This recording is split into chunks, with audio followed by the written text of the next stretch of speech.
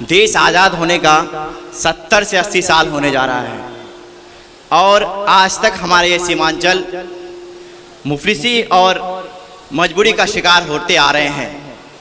बहुत अफसोस के साथ कहना पड़ रहा है कि हम लोग हमेशा महागठबंधन की सरकार को वोट किए हैं, सरकार बनाने के लिए हमेशा हम लोग आरजेडी को सपोर्ट किए हैं, कांग्रेस को सपोर्ट किए हैं। सरकार बनाने के लिए सीमांचल कभी पीछे नहीं रहा है महागठबंधन को वोट देने के लिए, मगर हमेशा हमारे सीमांचल में सौतेलापन व्यवहार हुआ है जिसका जीता जागता सबूत है।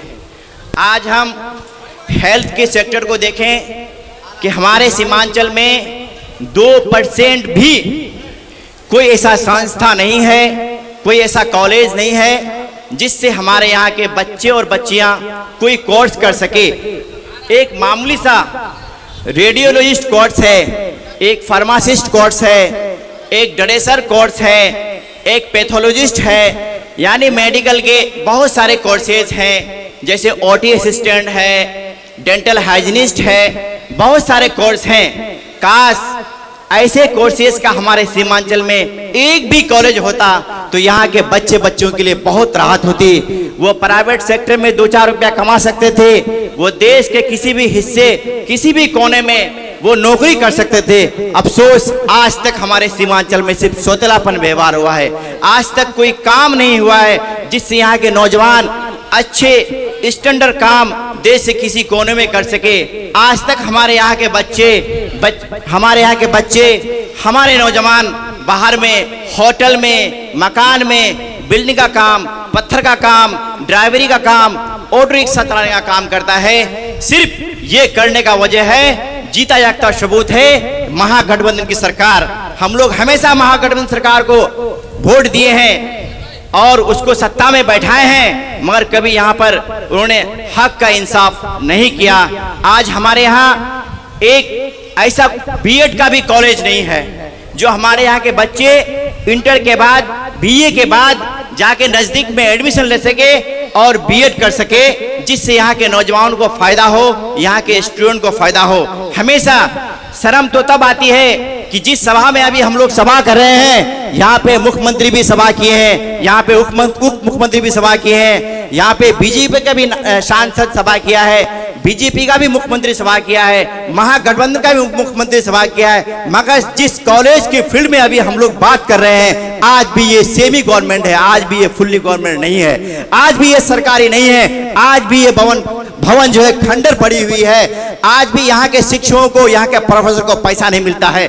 बड़ा अफसोस के साथ कहना पड़ रहा है, सिर्फ इस सीमांचल में नेतागिरी होता है। इसलिए हम तमाम नौजवानों से अपील करते हैं कि हम लोग मजबूती के साथ, एकता के साथ और जिंदा दिली सबूत के साथ हमारे बैरिस्टर असदुद्दीन अवीसी का साथ दीजिए और पहले से ज्यादा सीट निकाल करके उनसे भी हम कह रहे हैं कि आपका भी कॉलेज है, मेडिकल कॉलेज है, अगर आपको यहाँ की जनता जिताएंगे तो सबसे पहले आप भी ईमानदारी के साथ हेल्थ सेक्टर में काम कीजिए, क्योंकि हमारे यहाँ बीमारियां बहुत ज्यादा है। कोई छोटा सा बीमारी का इलाज करने के लिए हमें दूर जाना पड़ता है, आज इसका कोई व्यवस्था नहीं है। आज हमारे जिला के एक डॉक्टर दिलीप कुमार जायसवाल हैं, एक महज मामूली सा वो एक एमएलसी है, वो एमएलसी से पार्टी में बने रहे, ये मंत्री भी बन गए, आज उनका एक मेडिकल कॉलेज ही नहीं एक यूनिवर्सिटी है। इसलिए हम ये बहुत ताज्जुब के साथ कहते हैं कि हमारे यहाँ के सांसद और विधायक क्या किए। ये लोग इतना दिन शासन में रहे, सत्ता में रहे, विधायक बन के रहे, एमपी बन के रहे, मगर ये लोग क्या किए? ये लोग कुछ नहीं कर पाए। एक मामूली सा एमएलसी डॉक्टर दिलीप कुमार जायसवाल, आज उनका मेडिकल यूनिवर्सिटी है, जिससे वो कॉलेज को मान्यता देता है, मगर यहाँ के हमारे सांसद और विधायक सिर्फ वोट का इस्तेमाल किया है। आज तक एक छोटा सा कॉलेज नहीं खोल पाया है, आज तक एक बीएड कॉलेज नहीं खोल पाया है, आज तक एक रेडियोलॉजिस्ट कोर्स जो होता है जिसमें एक्सरे होती है, पैथोलॉजिस्ट एक कोर्स होता है जिसमें खून का जांच होता है, एक ओटी असिस्टेंट होता है जो डॉक्टर लोग ऑपरेशन करते हैं उनके आसपास में जो खड़े होते हैं उनको भी कोर्स करना पड़ता है। वो भी कोर्स करने के लिए हमारे सीमांचल में एक कॉलेज नहीं है। यहाँ के बच्चे, यहाँ के बच्चियां पढ़ तो लेते हैं, आईए बीए कर लेते हैं, MA तक कर लेते हैं, PhD कर लेते हैं, मगर प्रोफेशनल कोई काम नहीं कर पा रहे हैं। जिसका सिर्फ वजह है, जिसका जीता जाता सबूत है यहाँ का महागठबंधन की सरकार। और हमारे तौसीफ साहब भी इसका श्रेय हैं, वो भी 17 महीना हमारे यहाँ विधायक रहे हैं, उनका भी फर्ज बनता था। इसलिए हम आप लोगों से आग्रह करते हैं कि हम सबको सोचने और समझने की जरूरत है। एकता और मजबूती के साथ बैरिस्टर असदुद्दीन ओवैसी को साथ देंगे ताकि वो हमारे सीमांचल में ऐसे काम को अंजाम दे।